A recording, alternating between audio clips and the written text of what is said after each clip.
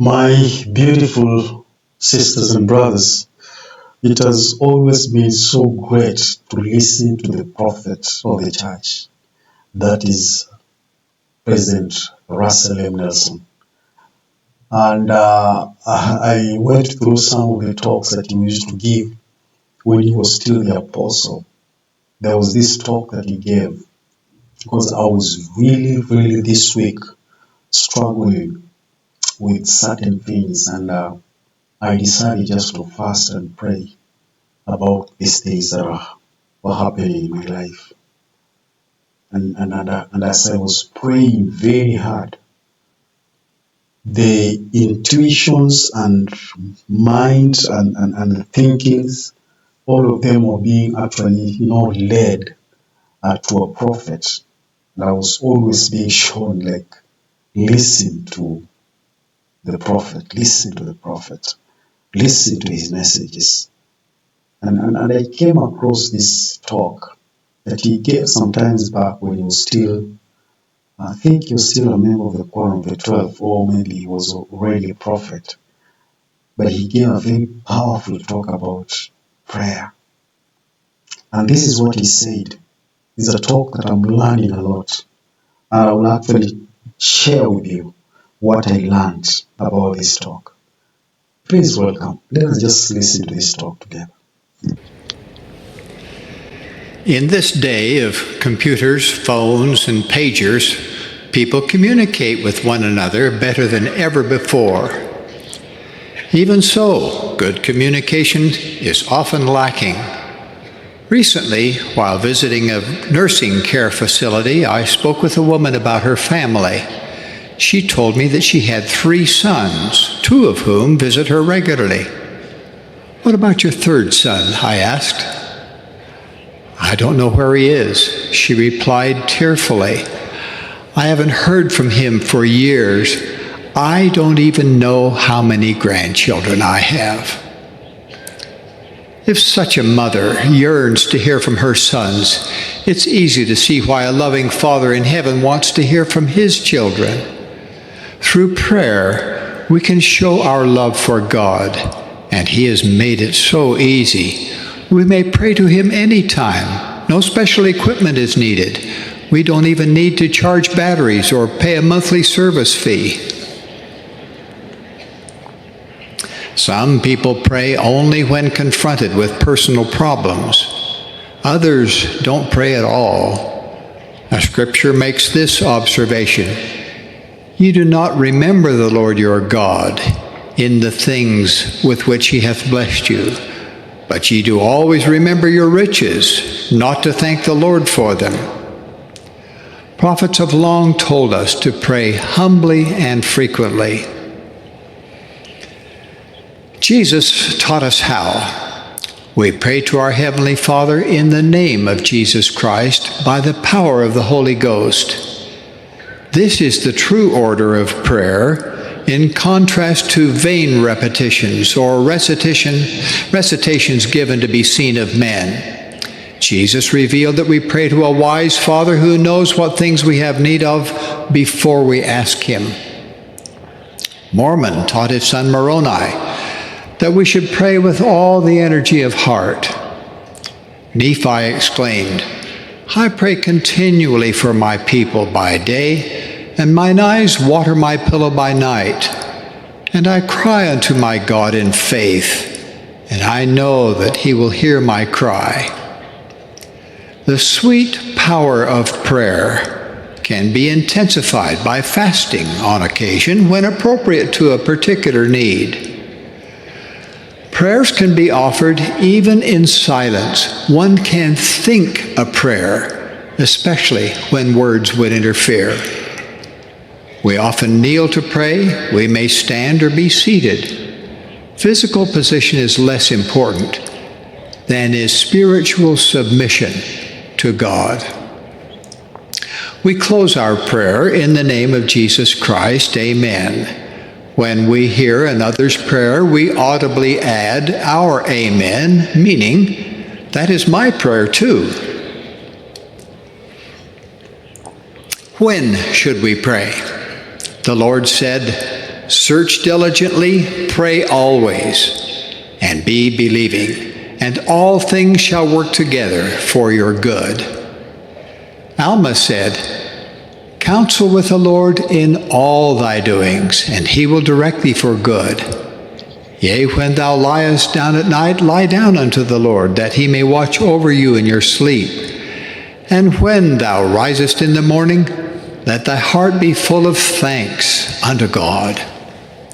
We pray privately with our families regularly at mealtime and in daily activities. Simply summarized, we are a praying people. Many of us have had experiences with the sweet power of prayer. One of mine was shared with the stake patriarch from southern Utah. I first met him in my medical office more than 40 years ago during the early pioneering days of surgery of the heart. This saintly soul suffered much because of a failing heart. He pleaded for help, thinking that his condition resulted from a damaged but repairable valve in his heart. Extensive evaluation revealed that he had 2 faulty valves. While one could be helped surgically, the other could not. Thus, an operation was not advised. He received this news with deep disappointment. Subsequent visits ended with the same advice. Finally, in desperation, he spoke to me with considerable emotion. Dr. Nelson, I have prayed for help and have been directed to you. The Lord will not reveal to me how to repair that second valve, but he can reveal it to you. Your mind is so prepared. If you will operate upon me, the Lord will make it known to you what to do. Please perform the operation that I need and pray for the help that you need. His great faith had a profound effect upon me. How could I turn him away again? Following a fervent prayer together, I agreed to try. In preparing for that fateful day, I prayed over and over again, but still did not know what to do for his leaking tricuspid valve. Even as the operation commenced, my assistant asked, "What are you going to do for that?" I said, "I do not know." We began the operation. After relieving the obstruction of the first valve, we exposed the second valve. We found it to be intact, but so badly dilated that it could no longer function as it should. While examining this valve, a message was distinctly impressed upon my mind. Reduce the circumference of the ring. I announced that message to my assistant. The valve tissue will be sufficient if we can effectively reduce the ring toward its normal size. But how? We could not apply a belt as one would use to tighten the waist of oversized trousers. We could not squeeze with a strap as one would cinch a saddle on a horse. Then a picture came vividly to my mind, showing how stitches could be placed to make a pleat here and a tuck there to accomplish the desired objective. I still remember that mental image, complete with dotted lines where sutures should be placed.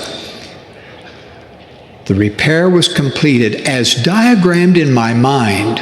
We tested the valve and found the leak to be reduced remarkably.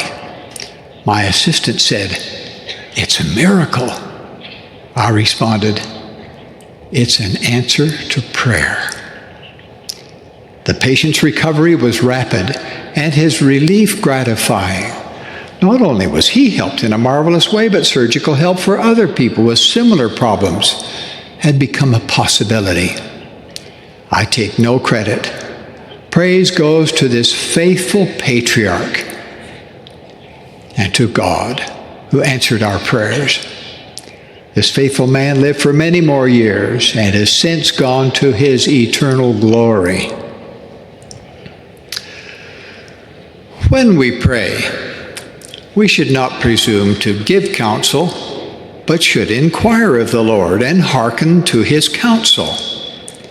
Joseph Smith's first prayer ushered in the restoration of the gospel.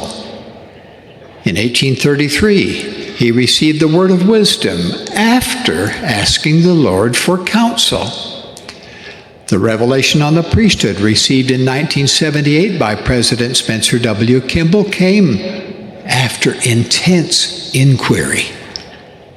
Inspiration regarding the construction of smaller temples came after the pondering of President Gordon B. Hinckley. Not all of our prayers will be answered as we might wish. Occasionally, the answer will be no. We should not be surprised. Loving mortal parents do not say yes to every request of their children. At a recent extended family home evening, our grandchildren were having a wonderful time. A 6-year-old grandson became very upset when his father said it was time to go home. So what did this dear boy do? He came to me and said, "Grandfather, may I have your permission to disobey my father?"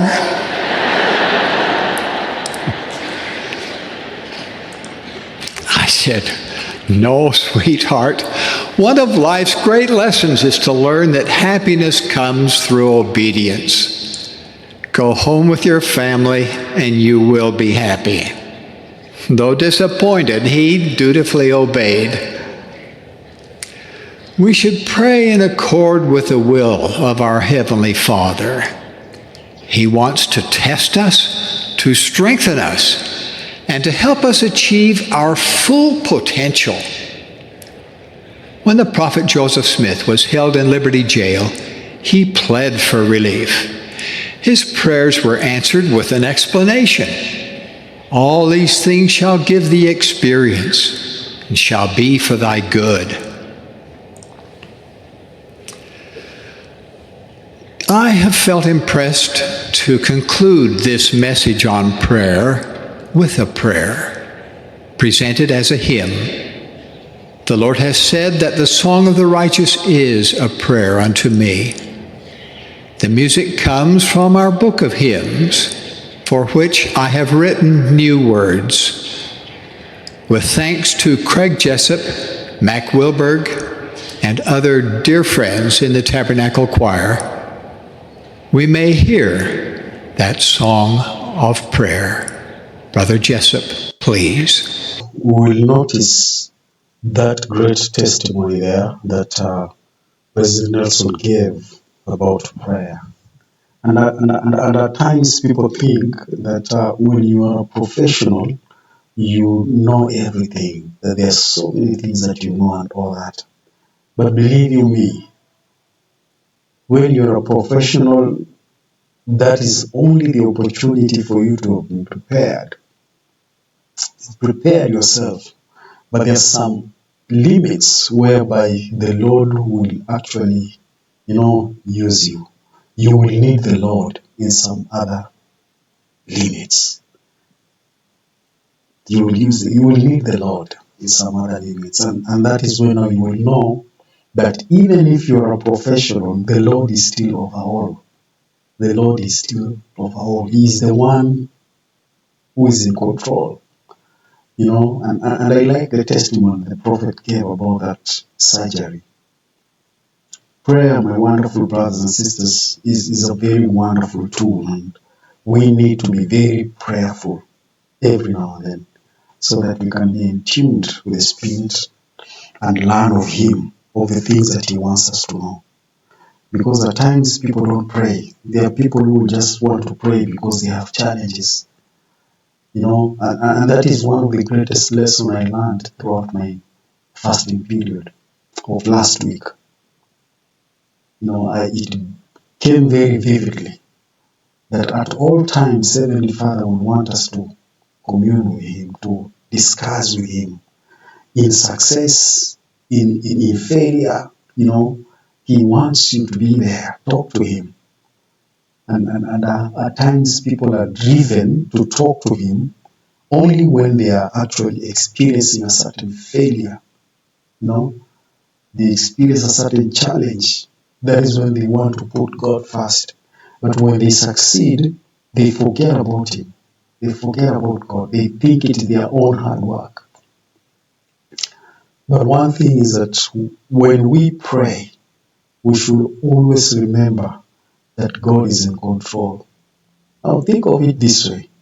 There's so many things that Heavenly Father has done for us that we've never even prayed for. So many things. But He has been doing it for us. Not even prayed for. You can imagine. Yeah, you can imagine. So God is actually very faithful, and ours is just to ensure that we are actually mindful of Him. Talk to Him. Thank Him for everything. Thank Him for all that He has done for us, and especially like right now, countries are really struggling economically and all that. But there are some, apart from economical struggle, they are not peaceful.